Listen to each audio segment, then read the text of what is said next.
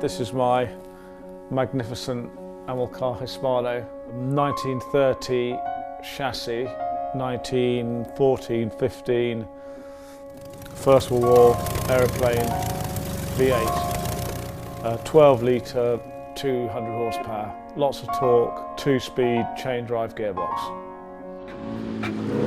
It's pretty special to be driving a car that Jim Clark drove in this very seat around this very circuit.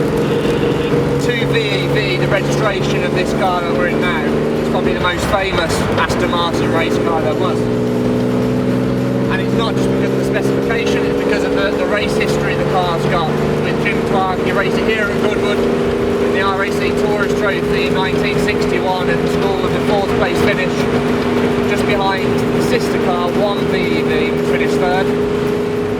There is the replay of Troy Corser speeding up behind the Norton and just touching John on the back, and John saying, no, I can't go any quicker, I can't go any quicker. And yeah, you know what it's like, Stuart, it's all for fun, but racers are racers, and when the visor goes down,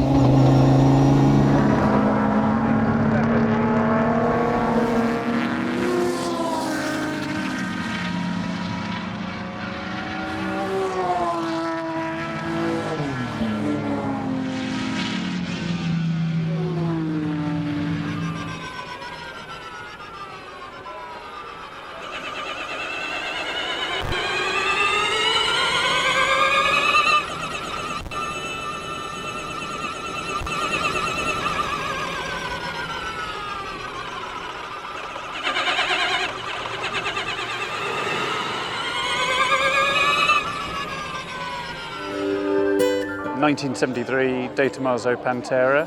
It was originally a GTS, which is kind of a slim-bodied car, but then in the mid-80s it went back to the factory to be upgraded to GT5 spec. So with the flared bodywork, Group 4 wheels. It's not very original really, it's got different paintwork. It's actually a Porsche colour, iris blue metallic, but it's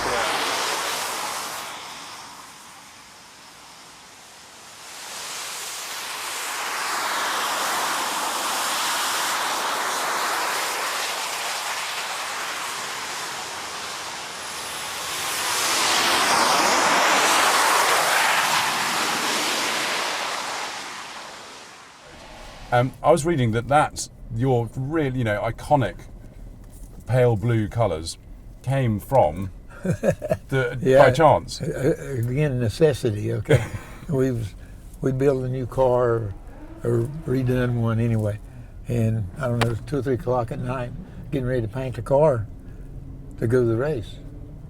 Well, we didn't have enough. At that time, most of our cars were white. We got checking around, we didn't have enough white paint to paint one. Didn't have time to tape it off and make a 2-tone deal. So I had a little bit of white and a little bit of blue. We just poured it all together, painted the thing. At least it had paint on it. And once we got it painted, I said, man, that's not a bad color. And I remembered what our mixture was. So after that, we went to town and told the guy what we wanted to do, and he started mixing it up, and we just called it Petty Blue. Yeah, brilliant. Which is now, is it trademarked now? Yeah, it's trademarked, yes. Brilliant, yeah.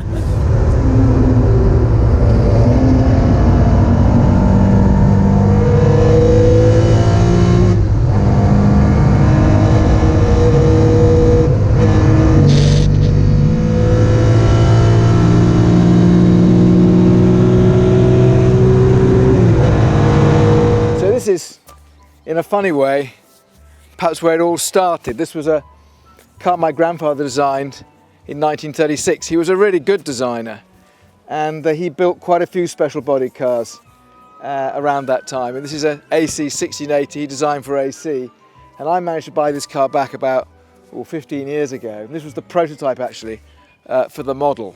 highlights of that race, and there were plenty. David Hart angled himself across the track, having got the best start, speared straight into the apex, and here we've got his lad having a bit of a gravelly excursion, just got through the gravel, but Andrew Smith pushed him hard. Down the inside of Chris Wilson comes Oliver Hart in the 76 car.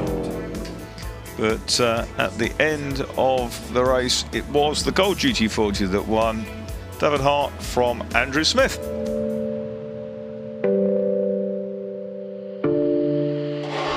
Caterham have been making Lotus 7 variants since 1973 when they were founded, around the same time that Lotus themselves stopped making Lotus 7s.